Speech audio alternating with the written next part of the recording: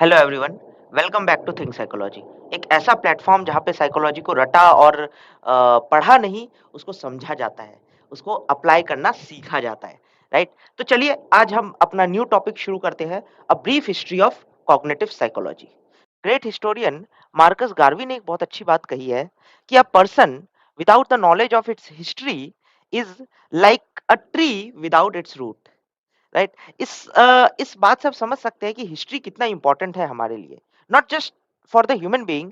ये एक साइकोलॉजी के लिए भी जो हम अभी पढ़ रहे हैं, जो टॉपिक्स हम अभी पढ़ रहे हैं, इसके लिए भी बहुत इंपॉर्टेंट है कि साइकोलॉजी इवॉल्व कैसे हुई, साइकोलॉजी बनी कैसे। राइट। हम सिर्फ इसको एग्जामिनेशन पॉइंट ऑफ व्यू के हिसाब से नहीं पढ़ेंगे, हम इसको एक जनरल पॉइंट ऑफ व्यू के हिसाब से इसको अंडरस्टैंड करेंगे। राइट। कि हिस्ट्री कैसे over the period of time कैसे नए नए साइकोलॉजिस्ट आए और उन्होंने क्या क्या कंट्रीब्यूशन दिया एक साइकोलॉजी एज अ फील्ड को एस्टेब्लिश करने में। ठीक है, तो चलिए शुरू करते हैं आज का ये new topic, brief history of cognitive psychology. Okay.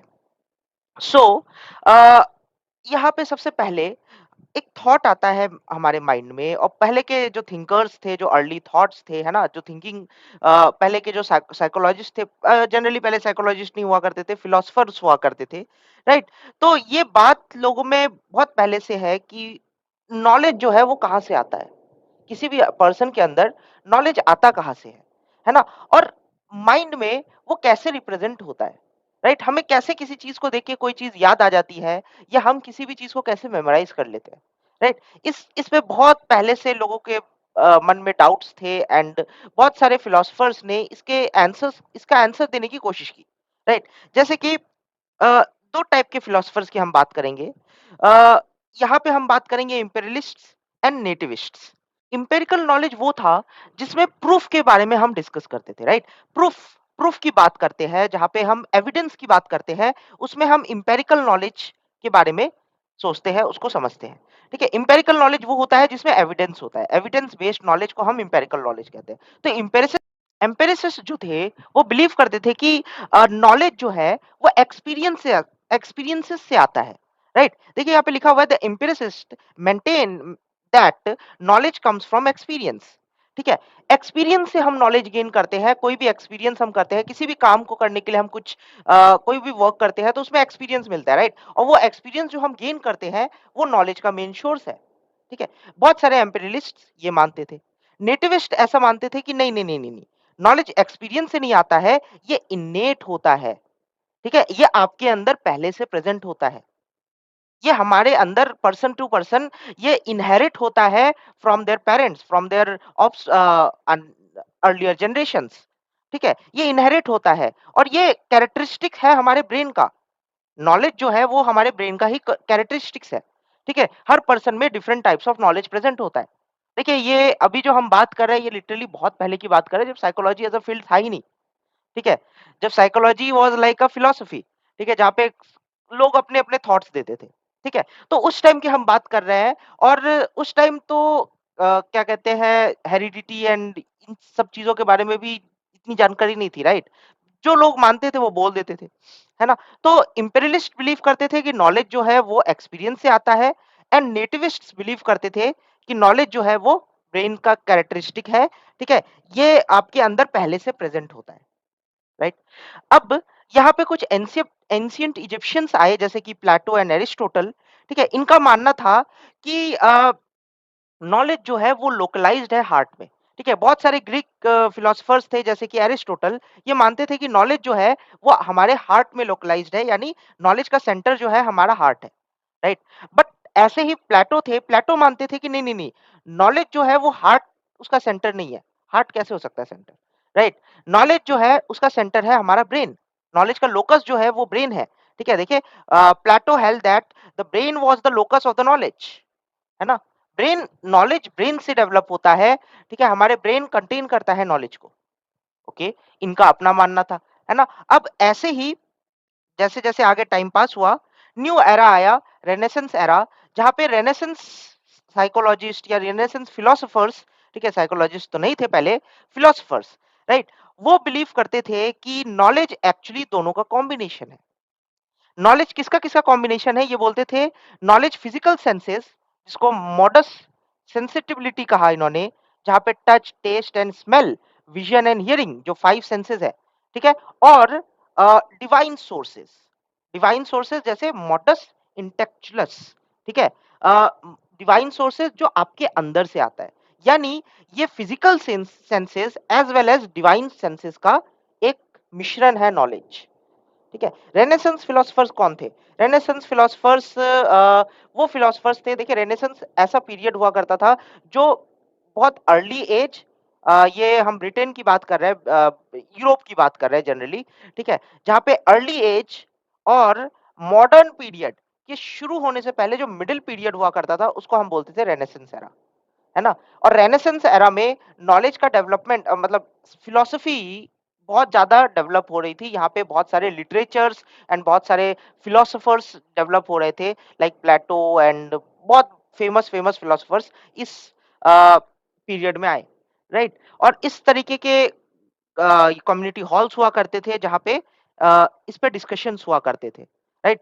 Hindi में बोलते हैं शास्त्रार्थ, है ना? हमारे यहाँ वो शास्त्रार्थ होते थे, इनके यहाँ इस तरीके डिस्कशंस हुआ करते थे, ठीक है? तो रेनेसांस पीरियड वाले जो फिलोसोफर्स थे वो मानते थे कि 2 टाइप के एस्पेक्ट्स हैं जो हमारे नॉलेज को इनबिल्ड करते हैं या नॉलेज को अफेक्ट करते हैं। कौन-कौन से? फिजिकल सेंसेस जो मॉडर्न सेंसिटिविटी इन्होंने कहा, touch, taste, smell, vision and hearing 5 senses and divine sources जो आपके अंदर है, राइट? जिसको इन्होंने बोला मॉडस इंटेलेक्चुअल्स, ठीक है? अच्छा, हमारा सोल, हमारी आत्मा है ना, डिवाइन, ठीक है? ये हमारे अंदर आता है, हमारे अंदर की आवाज़, अंतरात्मा, राइट? ओके, सो ये रेनेसांस फिलोसोफर्स थे। लेकिन जैसे-जैसे और टाइम आगे पास हुआ, ड्यूरिंग 18th सेंचुरी, अब साइकोलॉजी जो है अब धीरे-धीरे अपने उस फिलोसॉफिकल फेज़ से निकल के अब थोड़ी-सी साइकोलॉजिकल फ़ेज़ में आने लग गई है। ठीक है? जैसे-जैसे हम और आगे बढ़ेंगे, हम देखेंगे कि साइकोलॉजी एक अलग फ़ील्ड बन जाती है, बट अभी भी ये फ़िलॉसफ़ी में ही मिक्स्ड है। तो during 18th century there were different scientists, बहुत तरह-तरह के साइकोलॉजिस्ट जिनको हम कह सकते हैं, वो आए। ठीक है? टिपिकल साइकोलॉजिस्ट जिनको हम कह सकते हैं, वो आए, जैसे कि जेम्स मिल, बहुत फेमस साइंटिस्ट थे। जेम्स मिल, जॉन स्टुअर्ट मिल, ठीक है? David Hume, right? Bishop George Buckley, right? ये सारे कुछ बहुत फेमस साइकोलॉजिस्ट हुए जो साइकोलॉजी के फील्ड में जिन्होंने बहुत स्टैब्लिशिंग एस्पेक्ट के लिए बहुत ज्यादा वर्क किया, राइट? साइकोलॉजी की नींव को क्रिएट करने के लिए बहुत ज्यादा वर्क किया। ओके, सो यहाँ पे जेम्स मिल और स्टुअर्ट मिल आते हैं और इनका जो कंट्रीब्यूशन था साइकोलॉजी में बहुत इंपॉर्टेंट था। जेम्स मिल थोड़ा अलग हटके इन्होंने बोला कि एक्चुअली साइकोलॉजी जो है वो क्या है, हम नॉलेज को कैसे गेन करते हैं, वो एक इंटरनल रिप्रेजेंटेशन है, राइट? हमारा थॉट्स जो आता है, इन्होंने ये नहीं माना कि जो हम हमारे थॉट्स आते हैं, राइट? जो भी हम सोचते हैं, वो हमारे थॉट्स के बेसिस पे नहीं है, लाइक कि मैं अगर किसी बात को सोच रहा हूँ, तो उसको मैं दोबारा सोचूँगा और उसपे एक और बार सोचूँगा, सोचते-सोचते अल्टीमेटली मैं किसी और बात के बारे में सोचने लग जाऊँगा और वो बात जिसके बारे में पहले सोच रहा था, वो गायब हो जाएगी, राइट? तो जेम्स मिल ने ये बात कही। जेम्स मिल ने बोला कि हमारे जो थॉट्स हैं, ठीक है? वो डायरेक्ट इवेंट्स, सेंसरी इवेंट्स से डेवलप होते हैं, ठीक है? हमारा जो इंटरनल रिप्रेजेंटेशन है, वो डायरेक्ट सेंसरी इवेंट से डेवलप होता है। डायरेक्ट सेंसरी इवेंट जैसे कि टच, टेस्ट, है ना? ये जो डायरेक्ट सेंसरी एक्सपीरियंसेस हमें होते हैं, सेंसेस से हम एक्सपीरियंस करते हैं, ठीक है? जो ये क्या है? ये फेंट कॉपीज़ है परसेप्ट्स का। जो हमारे परसेप्शंस हैं, उनके कॉपीज़ हैं, ठीक है? जो हमारे मेमोरी में स्टोर्ड होते हैं, ठीक है? ये जो कॉपीज़ है, ये हमारे मेमोरी में स्टोर है, राइट? और जो हमारे मेमोरी में स्टोर है, हम उसी को टाइम टू टाइम ट्रांसफॉर्म करते रहते हैं, ठीक है? देखिए, ट्रांसफॉर्मेशन ऑफ दीज़ फेंट copies as it associate thought, इस तरीके से थॉट्स डेवलप होते हैं, आपके अंदर विचार बनते हैं, ठीक है? विचार का डेवलपमेंट इन 3 प्रोसेस से होता है, थॉट्स का डेवलपमेंट इन 3 प्रोसेस से होता है। जेम्स मिल और स्टुअर्ट मिल ने ये कंट्रीब्यूशन दिया था ड्यूरिंग 18th सेंचुरी। ठीक है? अब थोड़ा और आगे बढ़ते हैं तो हम देखते हैं 19th सेंचुरी के बारे में, जहाँ पे बहुत फेमस साइकोलॉजिस्ट जैसे कि विलियम वुंड, गॉस्टॉफ फिशर, ठीक है? बार्टिनो, राइट? एडवर्ड टिचर, ठीक है? तो ये दीज़ आर सम साइंटिस्ट जो 19th सेंचुरी में आए और इनका कंट्रीब्यूशन बहुत इम्पोर्टेंट था साइकोलॉजिकल पॉइंट ऑफ व्यू से, क्योंकि अब देखिए साइकोलॉजी साइकोलॉजी जो थी वो ब्रेक अवे होने लग गई फिलॉसफी से। ठीक है? ये एक new discipline based empirical knowledge बनने लग गया, ठीक है? जिसका एक नया डिसिप्लिन बनने लग गया साइकोलॉजी का, एक अलग डिसिप्लिन डेवलप होने लग गया, ठीक है? एक अलग फील्ड डेवलप होने लग गया एज़ अ साइकोलॉजी, ठीक है? और यहाँ पे स्पेसिफिकेशंस शुरू हो गए, जहाँ पे डिफरेंट साइंटिस्ट्स अपने थॉट्स को डिफरेंट तरीके से रख रहे थे, ठीक है? और इनका जो आइडियाज़ थे, वो साइकोलॉजिकल पॉइंट ऑफ व्यू से बहुत इम्पोर्टेंट थे। जैसे कि वुंट एंड ट्रीचर ने क्या बोला कि नॉलेज जो है वो डायकोटोमस होता है, ठीक है? जनरली 19th सेंचुरी का ये परसेप्शन था, जो 19th सेंचुरी में साइकोलॉजिस्ट थे, उनका ये परसेप्शन था, ये वो एरा है जब कॉग्निटिव साइकोलॉजी का डेवलपमेंट अभी नहीं हुआ था। कॉग्निटिव साइकोलॉजी अपने पूरे अ, फुल एस्पेक्ट में नहीं था। यहाँ पे हम अभी देख रहे हैं कि कॉग्निटिव साइकोलॉजी पे बात होना भी शुरू नहीं हुआ है। ये जनरली हम 19th सेंचुरी जब बहुत पहले का एरा है, जहाँ पे हम William Wundt, Gustav Fechner, Edward Titchener की बात करते हैं, राइट? यहाँ पे अभी cognitive psychology as a field develop नहीं हुआ है, ठीक है? तो इन्होंने बोला कि जो नॉलेज है वो डायकोटोमस है। डायकोटोमस कैसे है? इन्होंने बोला कि that emphasised the structure of mental representation. Knowledge जो होता है वो मेंटल रिप्रेजेंटेशन का एक स्ट्रक्चर है, उसको एम्फसाइज करता है, उसको दिखाता है, ठीक है? ये वुंट एंड टीचर ने बोला। और पार्टिनो जो थे वो बोलते थे कि ये एक्ट ऑफ प्रोसेस है, ठीक है? यानी ये चलता रहता है। नॉलेज एक पूरा प्रोसेस है। ये एक बार में नहीं आता है, ये आपका पूरा मेंटल स्ट्रक्चर ही नहीं है, ये एक प्रोसेस है। आप धीरे-धीरे नॉलेज को गेन करते हो और वो नॉलेज को आप और बढ़ाते जाते हो, राइट? उसका एक डाटाबेस बढ़ता जाता है, ठीक है? तो ये एक पूरा प्रोसेस है ना? तो दोनों की बात सही थी और यहाँ पे ये डाइकोटोमस वे ऑफ थिंकिंग निकला, ठीक है? ड्यूरिंग 19th सेंचुरी, ठीक है? अब आते हैं विलियम जेम्स। इनका बहुत बड़ा कंट्रीब्यूशन था। कैसे? विलियम जेम्स एक बहुत प्रोमिनेंट साइकोलॉजिस्ट थे, अ, जिन्होंने सबसे पहले साइकोलॉजिकल लेबोरेटरी अमेरिका में खोली, ठीक है? एक्चुअली साइकोलॉजिकल लेबोरेटरीज जो थी वो जर्मनी में ओपन होना शुरू हो चुकी थी, वहाँ के कॉलेजेस में, वहाँ के यूनिवर्सिटीज में। तो वहीं से इन्होंने भी आइडिया लिया और अमेरिका में सबसे पहले 1890 में, उससे पहले ही अराउंड, राइट, इन्होंने अ, एक लैबोरेटरी ओपन की, जहाँ पे ब्रेन की स्टडी पे इन्होंने फोकस किया, ठीक है? और इनका जो मोस्ट ऑफ द वर्क है वो मेमोरी की स्टडी में है, ठीक है? कैसे हम किसी भी चीज़ को अ, समझते हैं, राइट? हमारा परसेप्शन कैसे डेवलप होता है, हमारा बिहेवियर कैसे होता है, उन उसकी स्टार्टिंग यहाँ से हो जाती है, मेमोरी के अंडरस्टैंडिंग से, ठीक है? जो विलियम जेम्स ने शुरू कर दी थी। और इन 1890 इन्होंने एक बुक भी लिखी जिसका नाम था प्रिंसिपल ऑफ साइकोलॉजी, ठीक है? और जिसमें उन्होंने बात की, उन्होंने पूरे माइंड के मॉडल के बारे में उन्होंने बात की और इन्होंने ये जनरली डेवलप भी किया कि हमारा माइंड कैसे वर्क करता है, कैसे फंक्शन करता है। ठीक है? और इनका सबसे बड़ा कंट्रीब्यूशन, ये लैबोरेटरी फर्स्ट पर्सन थे जिन्होंने साइकोलॉजिकल लैबोरेटरी ओपन की थी अमेरिका में, ठीक है? देखिए, James most direct link with modern cognitive psychology is in his view of memory, ठीक है? इन्होंने मेमोरी पे बहुत ज़्यादा वर्क किया। इन्होंने मेमोरी को कैसे देखा, उसपे सबसे ज़्यादा इनका कंट्रीब्यूशन आता है, ठीक है? In which both structure and process plays an important role. इन्होंने बोला, जो हमने अभी देखा था ना, वुंट एंड बार्टिनो के स्ट्रक्चर एंड प्रोसेस, ठीक है? तो यहाँ पे इन्होंने बोला कि एक्चुअली दोनों बहुत इंपॉर्टेंट रोल प्ले करते हैं कोई भी मेमोरी डेवलप होने में, या हमारे माइंड को अंडरस्टैंड करना है तो ये समझना पड़ेगा, ठीक है? Structure and process, process of knowledge, process कैसे हम नॉलेज को गेन करते हैं, और माइंड का स्ट्रक्चर क्या होता है जिसकी वजह से नॉलेज गेन होता है, राइट? तो वो जो हमने अभी प्रीवियस स्लाइड में पढ़ा था, वो इनको इसको उन दोनों एस्पेक्ट्स को इन्होंने कंबाइन करके बोला कि ये दोनों ही इंपॉर्टेंट रोल प्ले करती है मेमोरी में, ठीक है? किसी की कोई भी मेमोरी डेवलप करने में, राइट? तो ये थे हमारे विलियम जेम्स, राइट? इसके बाद हम 20th सेंचुरी में आ जाते हैं, जहाँ पे साइकोलॉजी 2 पार्ट्स में डिवाइड हो गई। एक रेडिकल टर्न ले लिया साइकोलॉजी ने, और यहाँ पे साइकोलॉजी 2 पार्ट्स में डिवाइड हो गई। 2 पार्ट्स, जैसे कि बिहेवियरिज्म, जहाँ पे बिहेवियरिस्ट साइकोलॉजिस्ट थे और उनका कुछ मानना था, एंड गेस्टाल्ट साइकोलॉजी। बिहेवियरिज्म में क्या क्या बात की गई? बिहेवियरिज्म में उन्होंने बात की स्टिमुलस रिस्पॉन्स प्रोसेस पे।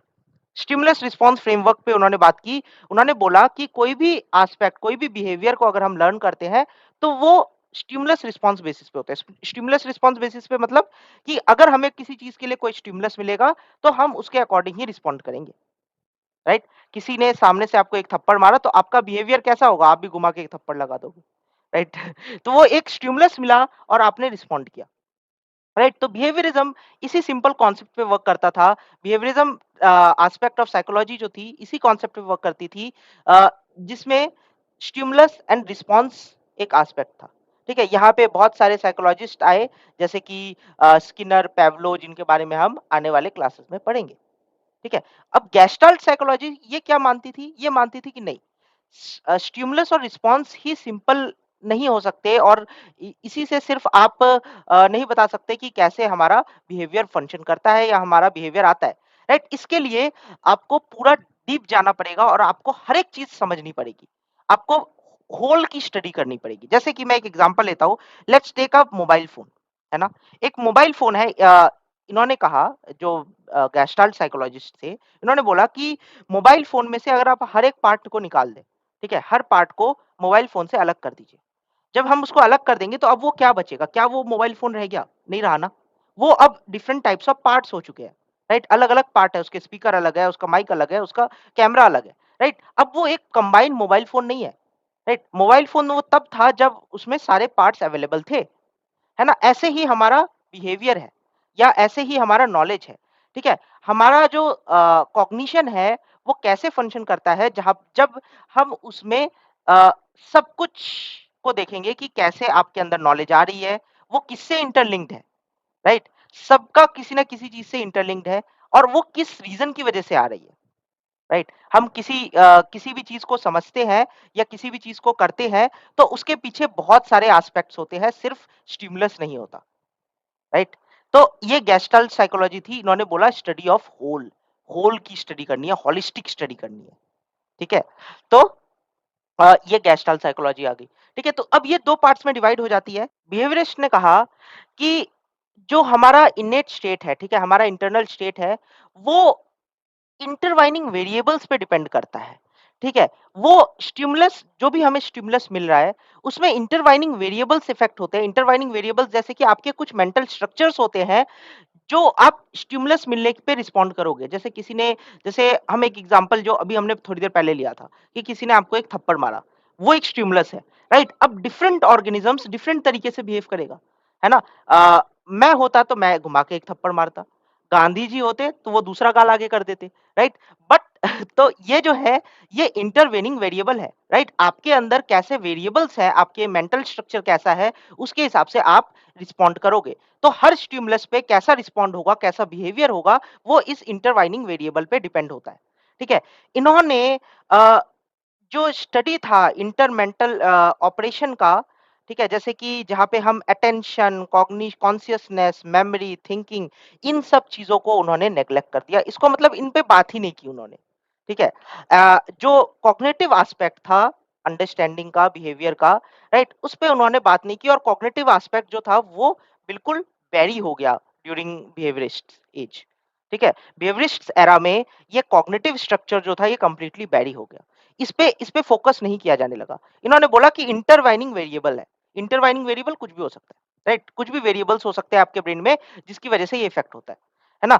उन्होंने इन चीज़ों पे बात ही नहीं किया, attention, cognition, memory and thinking, इन पे फोकस ही नहीं किया उन्होंने, राइट? इन पे फोकस करते तो शायद उसका आंसर मिल जाता जो आगे मिला है, राइट? जो हम देखेंगे आगे थोड़ी देर में, राइट? तो ये था बिहेवियरिस्ट। अब इसी के एरा के टाइम पे एक न्यू साइकोलॉजिस्ट आते हैं जिनका नाम है एडवर्ड टॉलमैन।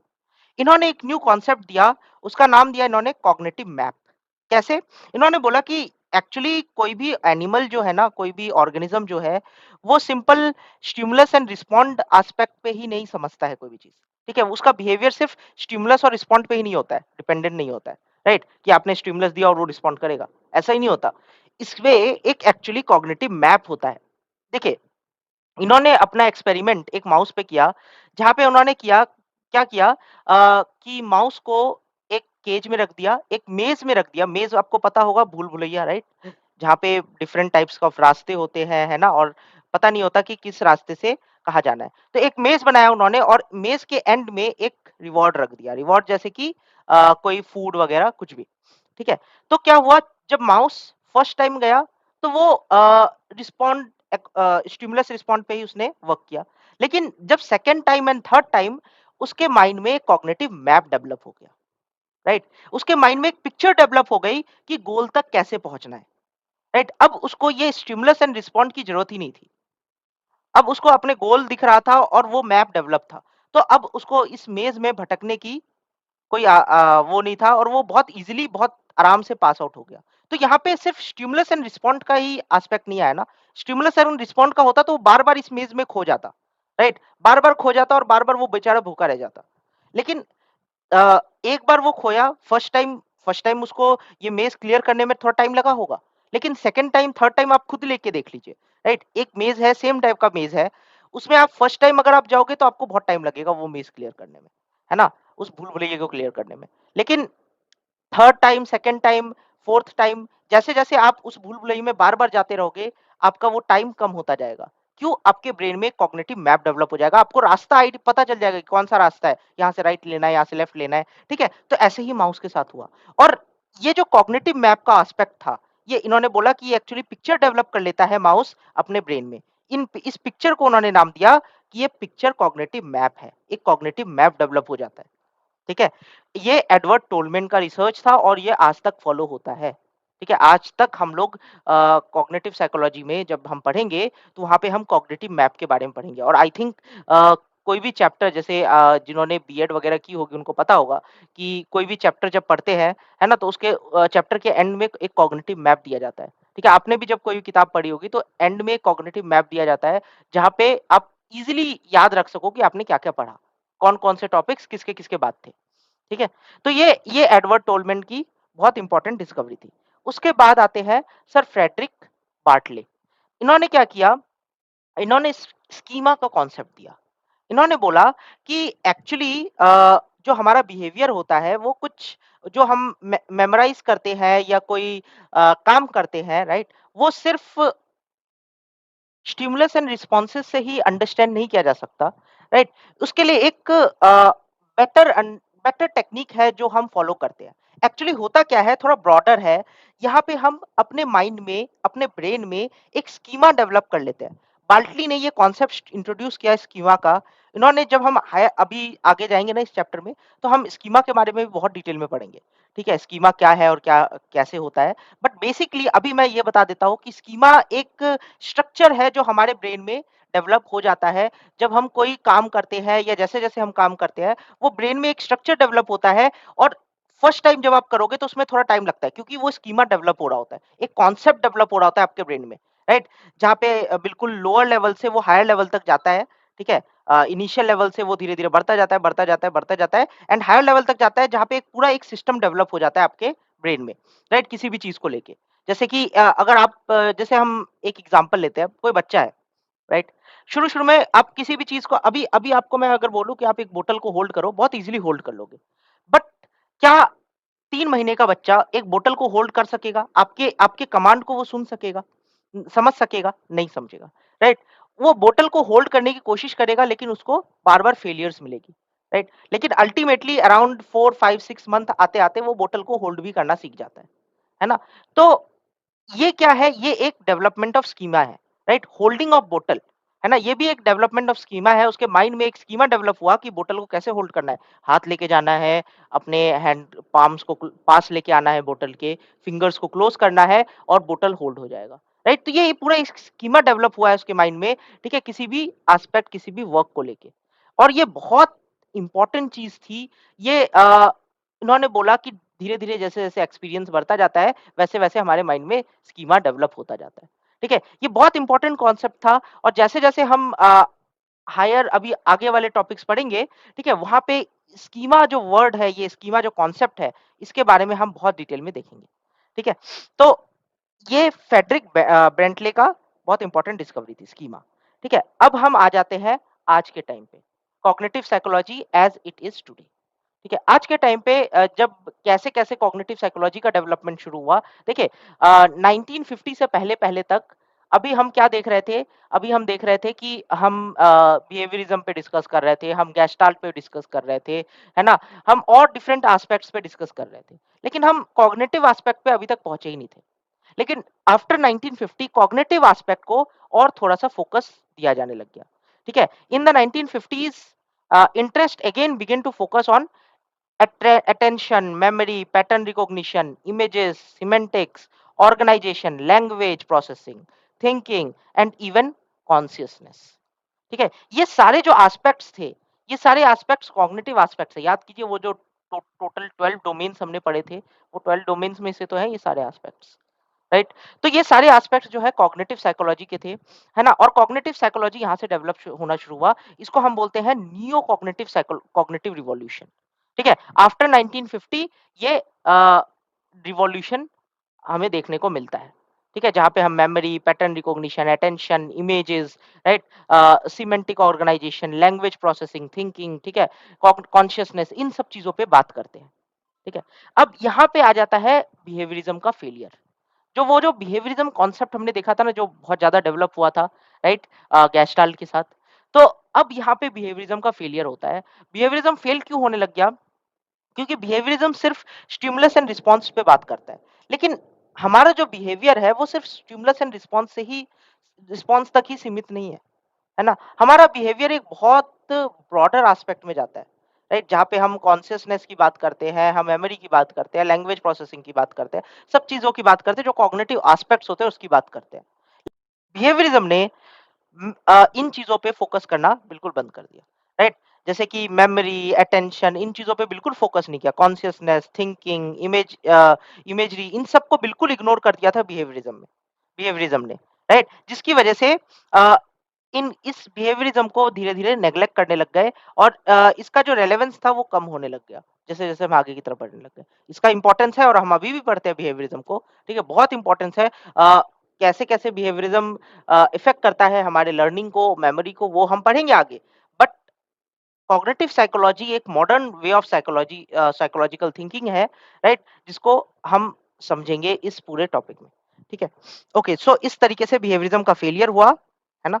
और कॉग्निटिव साइकोलॉजी का इमर्जेंस देखने को मिलता है। तो यहाँ पे देखिए इमर्जेंस ऑफ कम्युनिकेशन थ्योरी पे इमर्जेंस शुरू हुआ कि हम कैसे कम्युनिकेट करते हैं। Noted experiments in signal detection, attention, cybernetics, information, right? Information theory, area of significance to the cognitive psychology. है ना? कि कैसे सिग्नल डिटेक्ट करते हैं हम, ठीक है? कैसे किसी चीज को कोड करते हैं, डिकोड करते हैं, है ना? कैसे हमारा अटेंशन किसी भी एस्पेक्ट पे जाता है, ठीक है? इन सब चीजों पे अब फोकस होना शुरू हो गया। ठीक है? तो यहाँ पे कम्युनिकेशन थ्योरीज़ पे फ़ोकस इस थ्योरी का डेवलपमेंट शुरू हुआ, राइट? इसका प्रचलन बढ़ने लग गया और कॉग्निटिव एस्पेक्ट्स ऑफ थ्योरीज़ पे ज़्यादा फ़ोकस होने लग गया, राइट? तो हम इस पीरियड में यही सब का डेवलपमेंट हम आने वाले टाइम में देखेंगे, ठीक है? जैसे कम्युनिकेशन की अगर हमने अभी बात की थी, है ना? इसमें सबसे इम्पोर्टेंट एस्पेक्ट आता है लैंग्वेज। ठीक है? कि लैंग्वेज कैसे परसीव किया जाता है? लैंग्वेज क्या है ना? New way of viewing language and grammatical structure became incorporated into the attitude concerning cognitions, right? कि लैंग्वेज को हम कैसे परसीव करते हैं, ग्रामेटिकल स्ट्रक्चर क्या है, ठीक है? ये इनकॉर्पोरेट होना शुरू हो गया। इसको नए तरीके से देखा जाने लग गया, राइट? तो अब ये मॉडर्न लिंग्विस्टिक्स यहाँ से डेवलप होना शुरू होता है, राइट? फिर हम आगे जाते हैं तो हम देखते हैं मेमोरी रिसर्च। अब बहुत ज़्यादा कॉग्निशन पे वर्क हो रहा है ना? देख रहे हो ना आप? मेमोरी रिसर्च, मेमोरी पे हम रिसर्च करेंगे, राइट? जो हमारा सेकंड चैप्टर है वो मेमोरी ही है, तो उसमें हम पढ़ने वाले हैं कैसे-कैसे हम रिसर्च करते हैं, ठीक है? तो मेमोरी रिसर्च यहाँ पे हमने क्या देखा? यहाँ पे हमने देखा sensory inputs, right? Secondary memory, right? Primary memory, ठीक है? Long term, short term memory, right? ये सब चीज़ों पे हमने अ, फोकस करना शुरू किया कि कोई भी हम सेंसरी इनपुट लेते हैं तो वो फर्स्ट सेंसरी मेमोरी में जाता है, फिर देन शॉर्ट टर्म मेमोरी में, देन लॉन्ग टर्म मेमोरी में। 3 पार्ट्स है मेमोरी के जहाँ पे इन्फॉर्मेशंस जो है वो ट्रैवल होता है, राइट? तो मेमोरी में कैसे इन्फॉर्मेशन ट्रैवल होता है, हम किसी भी नॉलेज को कैसे डेवलप करते हैं, कोई भी चीज़ों को हम कैसे याद करते हैं, वो सब हम इस मेमोरी रिसर्च में देखते हैं, ठीक है? तो जब जब हम सेकंड चैप्टर पढ़ेंगे तो इसके बारे में और डिटेल में पढ़ेंगे, जहाँ पे हम sensory memory, short term memory, long term memory in सब चीज़ों के बारे में अच्छे से पढ़ेंगे, ठीक है? ओके, सो ये कॉन्सेप्ट था। ऐसे ही यहाँ पे computer science and other technological devices के बारे में डेवलपमेंट होना शुरू हुआ, जहाँ पे हमने इसकी डिस्कवरी को देखा, आर्टिफिशियल इंटेलिजेंस के और ब्रॉड होने को देखा, राइट? यहाँ पे अब धीरे-धीरे आर्टिफिशियल इंटेलिजेंस एक आर्टिफिशियल इंटेलिजेंस को शेप लेता हुआ देखा, राइट? एक ऐसा प्लेटफ़ॉर्म जहाँ पे हम कुछ भी कर सकते थे, है ना? कंप्यूटर हमारी तरह सोचने लग गया। जहाँ पे लैंग्वेज, थिंकिंग, एनालाइजिंग इन सब एस्पेक्ट्स पे फ़ोकस किया जाने लग गया, राइट? और आजकल तो चैट जीपीटी आ गया, आप सबने ट्राई किया होगा, अगर नहीं किया है तो ज़रूर ट्राई करिए, बहुत अच्छा प्लेटफ़ॉर्म है एंड आर्टिफिशियल इंटेलिजेंस का अगर रियल पावर देखना है तो वो आपको वहाँ देखने को मिलेगा, ठीक है? तो मतलब बहुत ये जो एनालाइजिंग पावर इनमें आ गया, वो शायद आने वाले टाइम में एक रिवॉल्यूशनरी चेंज होगा, राइट? और बेटर तरीके से लाइक ह्यूमन ये लोग परसीव कर पाएँगे, सोच पाएँगे, है ना? तो इस पे भी बहुत ज़्यादा वर्क कर रहा है चल रहा है। तो computer sciences and technological advancement ये साइकोलॉजी में बहुत इंपॉर्टेंट रोल प्ले किया है, specially for cognitive psychology, right? तो ये है। और फिर आता है कॉग्निटिव डेवलपमेंट, राइट? यहाँ पे ज़ॉ पियाजे, राइट? इनकी इनकी बहुत इंपॉर्टेंट डिस्कवरीज़ आती है, राइट? जहाँ पे इन्होंने बहुत अच्छे से डिफरेंट टाइप्स ऑफ स्टेजेस बताया कि कैसे-कैसे कोई चाइल्ड, कोई इन्फेंट वो डेवलप होता है, उनकी उसकी कॉग्निटिव डेवलपमेंट होती है, ठीक है? उसका ब्रेन किस तरह डेवलप करता है। इन्होंने 4 स्टेजेस दिए जहाँ पे sensory motor, pre operational, concrete operational and formal operational, ठीक है? इसके बारे में पूरा एक चैप्टर है लाइफ स्पैन साइकोलॉजी में, वो हम पढ़ेंगे, ठीक है? बट अभी के लिए इतना इतना याद रख लीजिए कि ज़ॉ पियाजे की जो डिस्कवरी थी, ठीक है? जो ज़ॉ पियाजे ने बताया, वो चाइल्ड डेवलपमेंट के लिए एक गेम चेंजर साबित हुआ, राइट? और इसको हम जो भी हमारे आजकल अ, स्टडी मटेरियल्स होते हैं या अ स्कूल्स होते हैं, वहाँ पे इसको प्रॉपर्ली फ़ॉलो किया जाता है, ठीक है? ये स्टेजेस जो जॉ पियाजे ने बताई थी, ये सारे स्टेजेस के कैरेक्टरिस्टिक्स उसके अकॉर्डिंग ही एक फ्रेमवर्क, एक करिकुलम डेवलप किया जाता है किसी भी स्कूल में,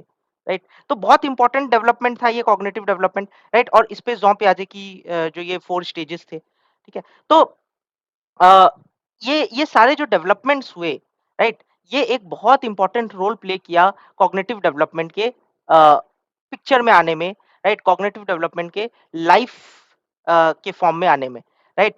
तो अभी तक हमने ये पूरा हिस्ट्री हमने शुरू से पढ़ा, जहाँ पे हमने देखा कि कॉग्निटिव डेवलपमेंट का कोई नामो-निशान क्या साइकोलॉजी का कोई नामो-निशान नहीं था। फिलॉसफीज़ की बात करते थे हम। फिलॉसफीज़ से होते हुए साइकोलॉजी एक अलग फ़ील्ड बना, अलग फ़ील्ड से होता हुआ फिर ये कॉग्निटिव डेवलपमेंट पे आ गए, राइट? कॉग्निटिव साइकोलॉजीज़ पे फ़ोकस हुआ, राइट? तो ये पूरी हिस्ट्री थी और ये हिस्ट्री जाननी बहुत ज़रूरी है, राइट? अगर आप ये साइकोलॉजी पढ़ना चाहते हो, साइकोलॉजी को समझना चाहते हो, तो उसकी हिस्ट्री को भी समझना पड़ेगा। तो इसको एक कहानी की तरह सुन लीजिए, एक कहानी की तरह पढ़ लीजिए, राइट? और मैंने जितना भी कुछ यहाँ पे दिया है पॉइंट्स, ये मोर देन इनफ है फॉर द नोट्स। अगर आप बनाना चाहते हैं तो you can make the notes, right? आपके एग्ज़ामिनेशन पॉइंट ऑफ व्यू के लिए भी मोर देन इनफ है, ठीक है? सो आज के लिए बस इतना ही।